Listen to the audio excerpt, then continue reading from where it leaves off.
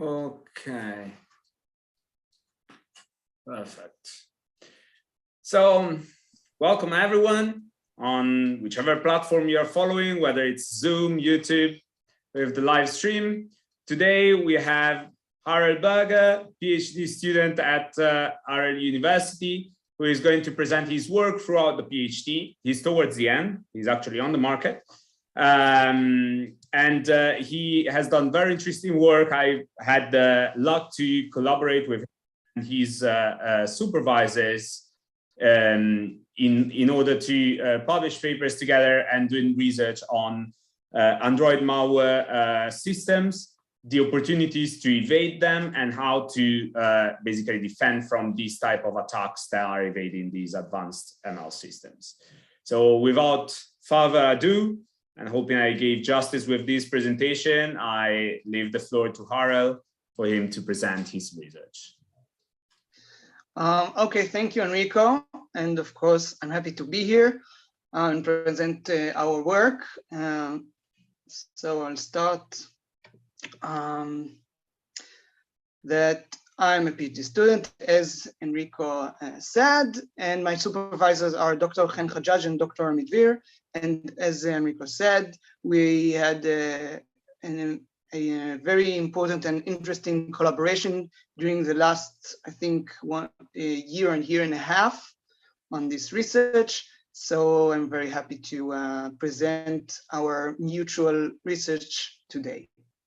And of course, if you have any question, just feel free to ask, and I'll try my best to answer. We always have time at the end for Q&A, but if you want, and we can interrupt with the questions when they appear in the chat if needed. I mean. Yeah, of course. So I'm a PhD student at Ariel University, and I did my master degree at Ariel, the bachelor degree at Bar Ilan, and I have also a educational degree from Hertz College. So for starters, can you please answer this question at the chat? What is your mobile OS? And we may see an interesting set of answers, because yesterday I had a similar presentation and I saw a very interesting set of answers there. Okay. I'd say we have a majority of iOS at the moment from the answer, by far. It's like 6 against 2 at the moment. Yeah, it seems like it. I'll add mine. 6 against 3. Yeah. So yesterday, the ratio of iOS and Android was similar, and also it seems that in London more cell phones have iOS, but as it seems in the world, Android is the more popular OS, as it is used in more cell phones. So it seems that as yesterday, the population here is different, but in the world, the Android OS is more popular. So I'll start with the motivation for our research. Then we'll go to the goals of our research. We'll have 3 parts of this lecture about Dronin, about Android, and about our framework, and we'll conclude at the end with some interesting insights. So we have the Android platform, the Android OS, which is very popular in the world, and as such, lots of malicious entities create malware or malicious files to target users around the world and steal information and other malicious activities. To defend against these malware files or malicious activity, the community and the industry create detection systems. And most of them in the recent years are based on machine learning or deep learning. Against these detection systems, the adversarial side or the malicious entities create adversarial examples, but specifically we'll talk about evasion attacks in which an adversary slightly changes a malicious sample, a malicious APK, to seem as benign by the detection system. So there are two popular or two mentioned types of evasion attacks in the world, in the academic world: problem space evasion attacks and feature space evasion attacks. In problem space evasion attacks, we manipulate an actual APK, an actual sample, so that we change code files or the manifest file. We'll see some of these changes in a couple of minutes. And in feature space evasion attacks, we change the feature vector, the presentation of an APK, not the actual APK. And as you can see, the feature space evasion attacks are more popular by far. So the research goal of our research is to take existing detection systems, existing malware detection systems, and make them more robust against attacks. But first, to do that, we want to create attacks by finding weak spots in these detection systems, and then find ways to mitigate these weak spots and, of course, the detection systems. Our approach to these goals are using the retraining, the iterative retraining, the iterative adversarial retraining process on the detection systems. You can see here the a little graphic demonstration of retraining, but basically we create malicious manipulated APKs, and we retrain the classifier on them.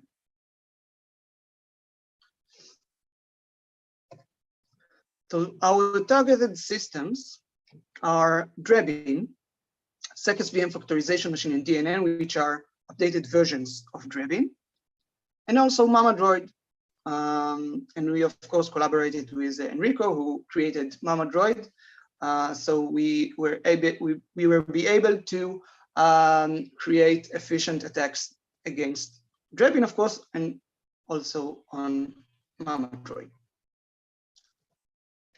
So Dronin is one of the most ancient, I think, ML-based detection systems. You can see it was cited by lots and lots of research papers. And also, of course, Enrico's MamaDroid was cited by many researchers as well. Another type of target system that we have is the VT system, the VirusTotal. VirusTotal is basically a system that you can upload a file or a URL, and the system will give you answers as to if this URL or file is malicious or benign. But in comparison to Dronin and MamaDroid that we know how work, VirusTotal is like a black box, because they only give us the labels and not the explanation as to which features they use to get to these labels or the other labels. You can see the AVs that are inside VT, as VT is like a big system, and in this system we have about 60 to 70 antiviruses or detection systems. You can see here McAfee and Microsoft and AVG, etc., etc., etc. Any questions so far?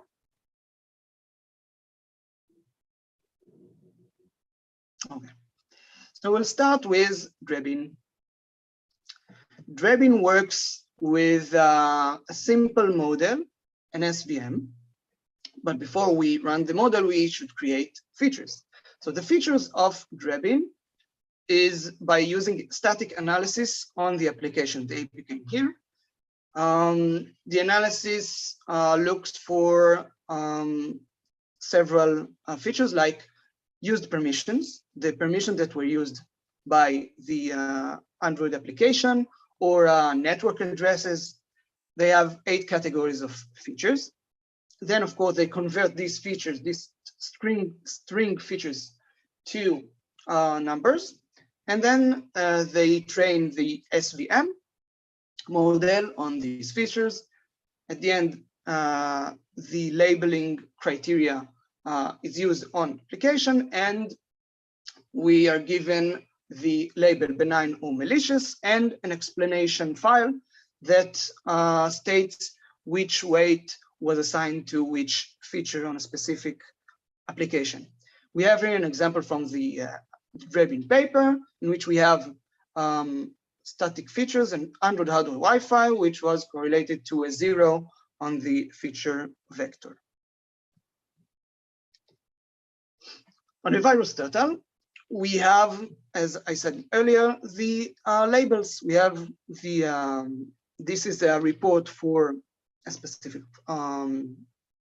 HTML. And we can see here the AVs, and most of them, some of them are below this capture, but most of them said that this page is benign or clean. Now we'll go to our attacks against Dronin. We explored this detection system, and we saw that one of the features that Dronin looks for is permission requests, which is a very common part of the application, as when we run an application for the first time, we as user need to give permissions to the application so it will be able to run, for example, to the internet connection or to GPS. These permission requests reside in the manifest file, which you can see here, and they specifically are described by the user's permission tag. You can see here user's permission, and this specific permission is access file location, one of the location permissions. And here we have the internet and call phone, and we have other permissions as well. In parallel, we explored the Android developers' website, and we saw that there is a newer version of this name tag. And as we explored again Dronin, we saw that the newer tag is not listed by Dronin. So what we did was to change the name tag here, the user's permission, to a newer one, the newer version in Android developers' website. Of course, it was functional. We tested it. It was functional because Android developers created this new version. But Dronin, as it knows only the old version of the name tag, didn't recognize the permission request. In other words, it didn't know that we use some permissions from permission requests in the application. So some of the features were concealed from Dronin.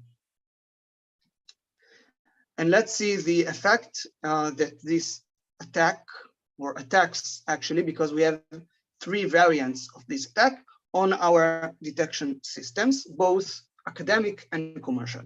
And before that,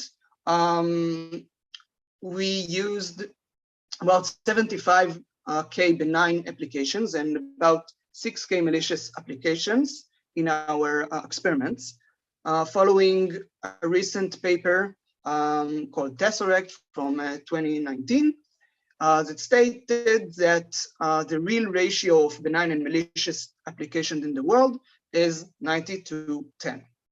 So we used a similar ratio of benign and malicious applications.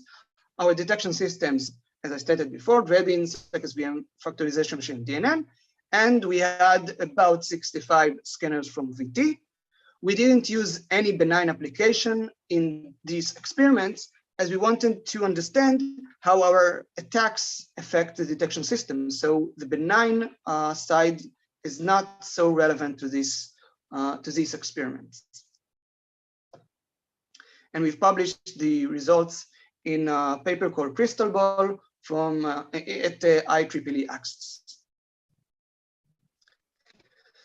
So these are results. You can see in here at the top part of the table that the original detection rates in here are above 90%, and each attack decreased the detection rates of our detection systems.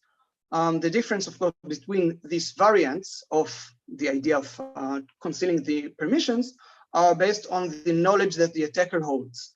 For example, MB1 knows the explanations that Dronin gives you when you run it, after you run it. In the MB2, the attacker knows the data set, and in MB3, it is basically a zero knowledge attacker. He doesn't know anything about Dronin, only just takes the applications, change all of the name tags of the permissions, that's it. And as you can see, the decrease in detection rates in our detection systems are interesting. In the former Dronin, it's about 20% for the most successful attack. Attack SVM is 10%. In the factorization machine, it's 70%. And with the DNN, which was supposed to be the most intelligent model, the detection system was zeroed. We, of course, explored this phenomena and saw that the DNN specifically gave high weights to the features that include permissions, the permission features. So it is natural that when we conceal the permissions, that the DNN won't recognize malicious applications, manipulated applications. The bottom part is of some of the AVs from VT. We can see that another decrease in detection systems, in the detection systems of VT. For example, Commodore decreased by, in MB1, decreased by 70%, and Symantec by 47%. Microsoft not so much, and McAfee was decreased by also more than 70%. But something interesting occurred. You can see at the MB1 attack that in comparison to the original detection rate, the detection rate of MB1 was increased by 20%. In other words, the attack helped McAfee analyze our malicious applications and identify malicious applications. So as from the attacker side, it is not so much a successful attack, and it should be investigated as to know how to, as from the attacker side, know when to attack and when to not. Because if we just run the attack as seen in here on every application we have, there are more malicious applications that the McAfee, specifically McAfee antivirus, detects. So we thought about the following idea. Can we give the attacker, the adversary, the knowledge on when to attack? In other words, when to send to the target, to its target, the original application, or to run its attack and change it. So in some cases, the change, as we saw on McAfee, works against the attacker. So he needs to just send the original application, and that's it. So in our idea, we want to inspect both two aspects: the resources of the attacker and its success. In other words, if the attacker just sends the original application to the target detection systems to see if it classifies it as benign or malicious, he doesn't consume any resource because he didn't run any attack on the application. If he succeeds or not, this is another topic. But if he runs his attack, then in our idea, he consumes 1 unit of resource. Of course, we can we can get to a specific technicalities of what is this specific unit, but in abstraction of this idea, we want to see if for a specific application, the attacker can save resources as he doesn't need to run his attack at all, but still win against the target system, as the target system doesn't know that the application is malicious. So we have 3 stages. In the first stage, we have only one attack, one evasion attack, and we want to create a system that will tell the attacker if the attack will succeed against the target detection system. Only one bit, 0 or 1. In the second stage, we have the attack feasibility, which deals with multiple attacks. And in this stage, we want to know if at least one attack will succeed against the target. And here, of course, the attacker wants as well a bit of 0 or 1 as to know if the attack succeeds or not, any one of the attacks. And in the third stage, we have multiple attacks, and we want to know, in addition to if one of the attacks will succeed, which one of the attacks is the most successful. In other words, which one of the attacks holds the highest probability to succeed against the target system. These results were published as well in our previous paper. So we thought about the following question as well when we thought about the system. We originated the system. Do we want to extract the features from the original applications or from the manipulated applications? Because we had 4 sets of features. We had the original features, the features from the original applications, and we had 3 attacks, the attacks from before, MB1, 2, and 3. And we have, of course, extracted features from the manipulated applications. Naturally, when we think about a classifier that wants to predict if the attack will succeed or not, we want this classifier to acknowledge how the attack works. So we may want to get the features from the manipulated applications. But actually, if we think about it a little bit, we'll understand that if we use the manipulated features, the features from the manipulated applications, then it means in the background that the attacker ran the attack already, because he obtained the features from the manipulated applications by creating the manipulated applications. So in our system, we didn't use the manipulated features, the features from the manipulated applications, but only the features from the original applications. In other words, we took the features from the original applications and the labels from our targeted systems for the original applications and for the attacks. Our targets were VT only, virus total, because using Dronin or other academic detection system is not so interesting because we know how they operate. On the contrary, virus total, as I mentioned before, is like a black box. We don't know how it operates. So if our predictor system, our attack predictability works, it is more interesting and innovative to use it against real-like detection systems.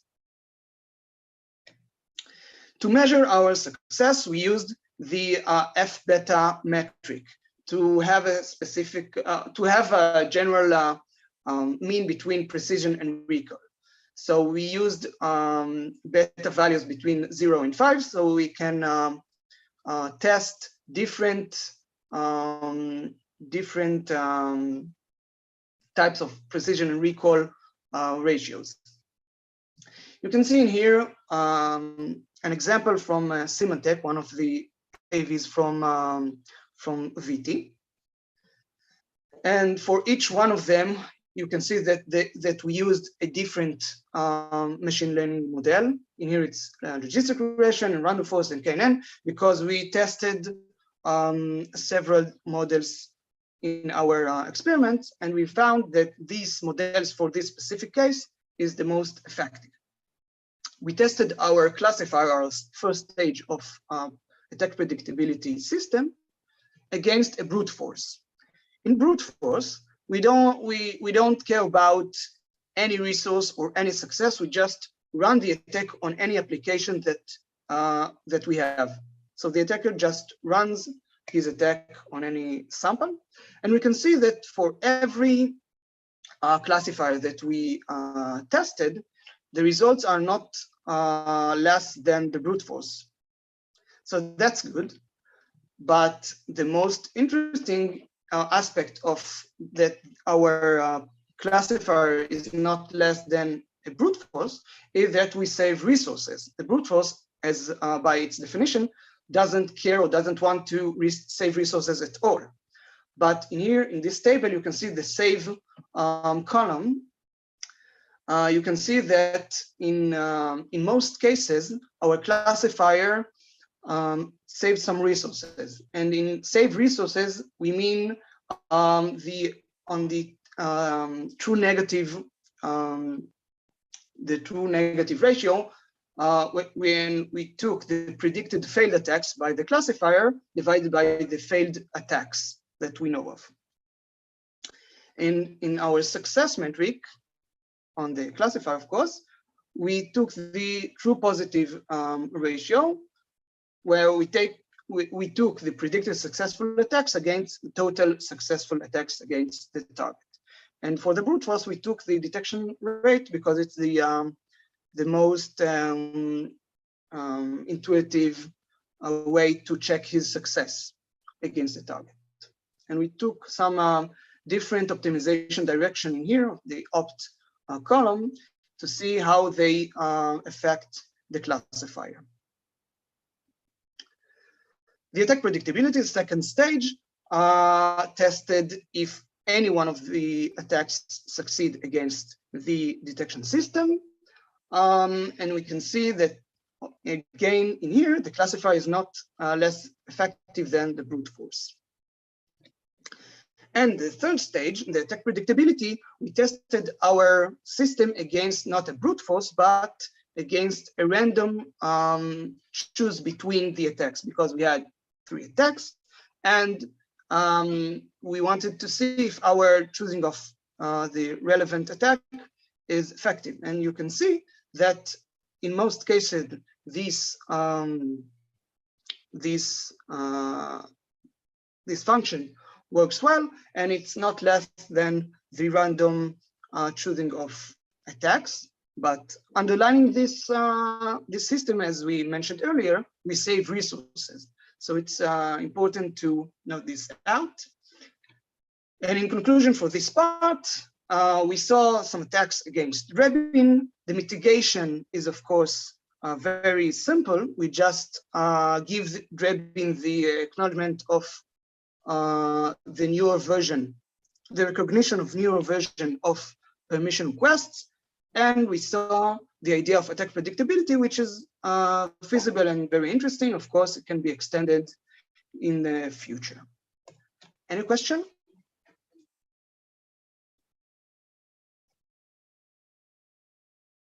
Okay, so let's go to the second part. In Mamadroid, Enrico's system, the analysis of application works in a different way. Instead of just finding specific items or strings in the application, we analyze how the application works. In other words, we take the API calls that the application runs and create a graph between these API calls. Then we use the Markov chain modeling of these graphs to create the transition probability between API calls. But as API calls are for a large volume. The API calls are of large amount of functions. We don't use the actual API calls, but some abstractions of them for families or packages. For example, we have here a function D from this library. We abstract it to Android in the family mode, and of course it is analyzed by Mamadroid as Android only. We should note that this termination of family is different from the well-known malware family term. This term of family is just for the abstraction of API calls. So as mentioned before, the ratio of benign and malicious applications in the world is we have more benign applications than malicious.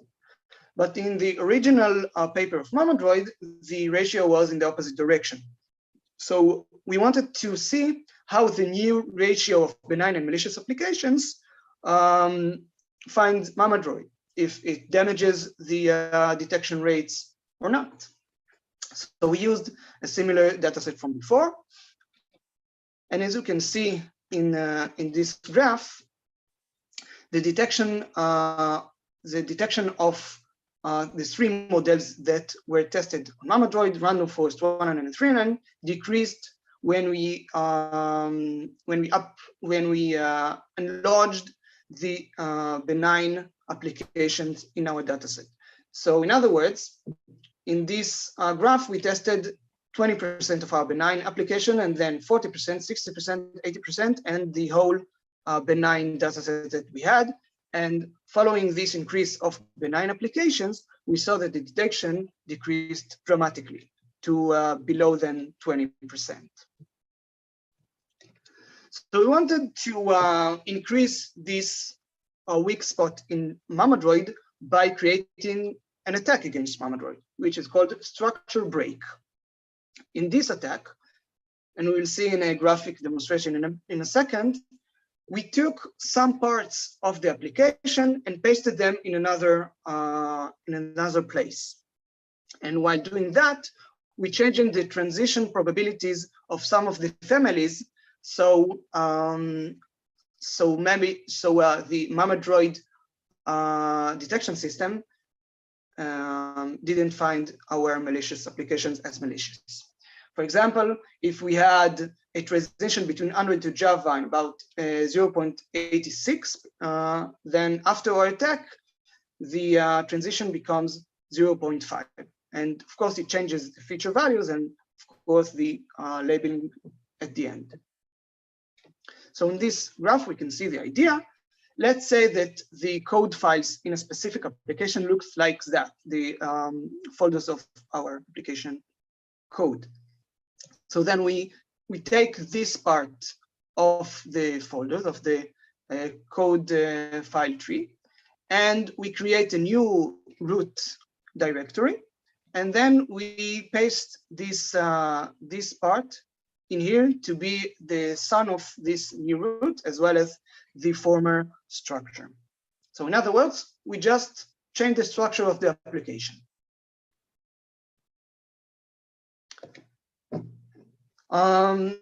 So we have here the results of our attacks, and of course the clean data as well, so we can compare.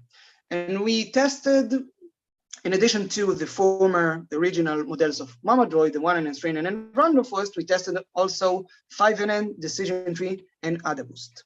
And as we can see on the clean data, the decision tree is the most effective model because it decreased to more than 80% when we use 100% of our benign applications. In comparison, every other model that we tested decreased to less than 30% at the end when we have all of our benign applications. And when we look on the three attacks in here, our three variants of STB, the structure break, we can see that for the first attack, the decision tree is about 40% or less at the end, and of course decreasing by by every interval that by every amount of application that we used. And of course, the other models as well, they decreased to about 10%. And for the other two attacks, the detection system decreased to about 0% on most of the cases that we explore in here. So we thought, how can we robust Mamadroid against our attacks, and also so that it will identify the clean data? So we saw in our result that the decision tree is the most effective model on clean data. So we thought that let's try decision tree as the model for Mamadroid. And also we wanted to extend the permission set of Mamadroid so it will be able to identify more attacks. So the results of this extended version of Mamadroid, Mamadroid 2.0, are presented in here. You can see that the basic Mamadroid model is not so effective against our attack. You have the recall and F1 metrics in here. And we have the extended version, our extended version, which holds against our attacks. You can see that the detection rate is 90% or more in the first one. And we want to see if Mamadroid adds something to the detection of malicious entities. So we tested only the permission set as a feature set for the classification. And we saw, interestingly, that when we use only the permission set as features, that our attacks are not relevant. The attacks are detected by the system. So we thought, if this is the case, what is the importance of? And then we checked the attacks from the previous section, the MB1, the MB attacks, MB1, MB2, and MB3, and we saw that when we use Mamadroid 2.0, which fuses Mamadroid features and permission set, we saw that these attacks are identified by Mamadroid 2, but not identified by the permission set, as it targets permission requests, which is very important for us to understand that Mamadroid 2.0 holds against two types of attacks, and not only one type of attack, the attacks that target permissions or the attacks that target the structure of the application. Any question?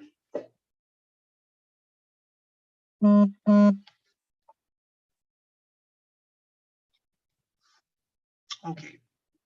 If we don't have any further question, then let's go to the third part. So the third part was on acknowledging the differences between the problem and feature space attacks. Our attacks were problem space attacks, but most of the attacks in the world, in the evasion attacks world, is feature space. So in our thinking, of course, feature vectors abstract reality, because feature vectors are not actual parts of the application, just numbers or strings or something like that. And evasion attacks try to create a misclassification of attacks based on different types of evasion attacks, like problem space, changing the actual application, or the features vector. So we can use, as mentioned before, we can use these attacks to retrain a model so it will recognize problem space attacks, or feature space attacks, but specifically problem space attacks. But can we see any difference between retraining a classifier on problem space attack or a feature space attack? So we thought about the following framework. We take a basic classifier and we train it on a clean data. And then we create, in parallel, of course, a feature space attack and a problem space attack. And we retrain the classifier in parallel on these two attacks. And we explore the gaps between detection of clean data by these two classifiers and manipulated data by problem space attack, because we want to see if the feature space attacks mimic real-like attacks, problem space attacks. And we test this framework by two metrics, the adversarial data by robustness, which is basically the detection rate, and the clean data by ROC curve. And in addition, we wanted to see if we retrain a classifier on a specific attack, if it works against other attacks. In this case, we used the detection rate only because we wanted to see if the classifier recognized attacks. In this set of experiments, we tested Dronin, DNN, and Mamadroid. And our attacks were the previous attacks of MB and STB, and also an SB from another paper, and Droid Chameleon. The feature space attacks were coordinate greedy and salt and pepper, because the target classifier that we had didn't use gradient, any type of gradient in a common version, as Dronin uses an SVM, which has no gradient in it, and Mamadroid, of course, because it uses K and random forest. Only Dronin DNN uses something like we can use with gradients, but to create an attack against these three classifiers, we took gradient-free attacks, gradient-free feature attacks.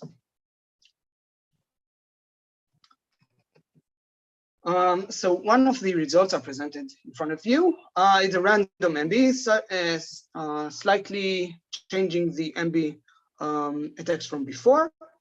You can see that the original classifier without any retraining on an attack achieved 47%. The classifier retrained on random MB, the specific attack, achieved 84%. But the coordinate gradient and the salt and pepper achieved only 59 and 53% of detection rate. And the change in the ROC curve is not so meaningful, as you can see that the differences are very small. But these attacks are against, in this example, Dronin. But when we go to Mamadroid, the differences are different, because the basic classifier don't recognize any sample of our STB attack. And then when we retrain the classifier on the attack, we achieve 96%. But when we retrain the classifier, one of the feature space attacks, we are still with 0%. So in other words, the retraining on these feature space attacks didn't give us any additional defense against the attack. We can see that we pay some small cost in the ROC curve on the retrained STB, one of the STB attacks, but we receive a great achievement in attack detection in our against our attack.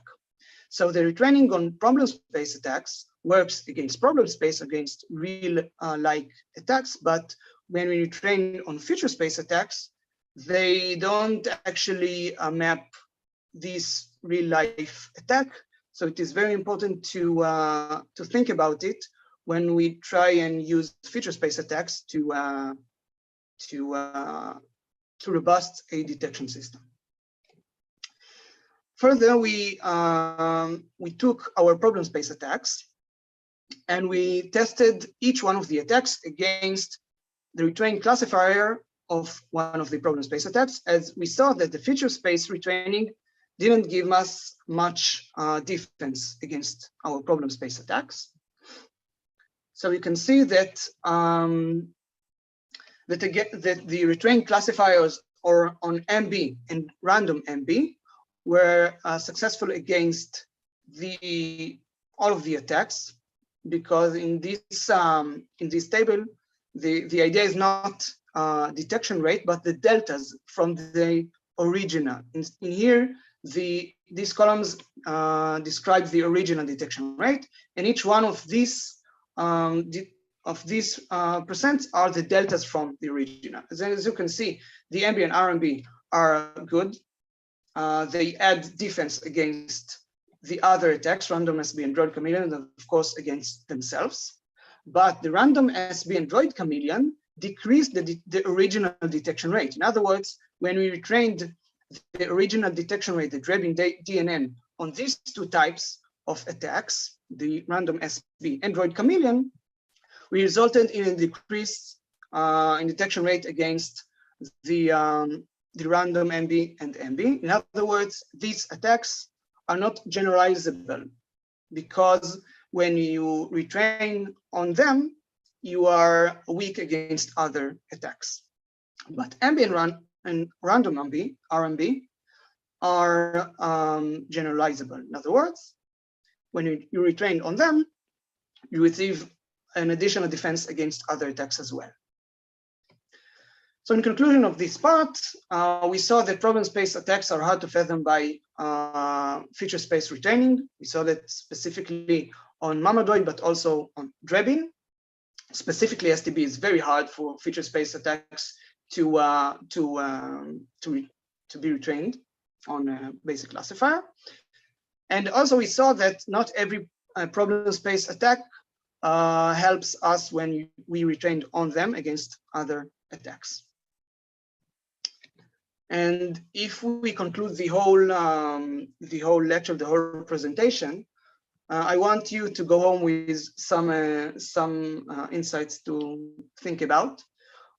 Feature space attacks, as we saw, do not depict the real world in every case. We saw on the last part that some of the attacks are way different from them, and therefore feature space cannot be an abstraction of these types of attacks, or near any abstraction of these attacks. And therefore, future research should note that when using feature space, that there's a difference between problem space and feature space attacks, feature space evasion attacks. We also saw that mitigation of evasion attacks, specifically problem space evasion attacks, can be achieved by extending the feature set, changing the model, or retraining on evasion attacks, as we saw in the last part.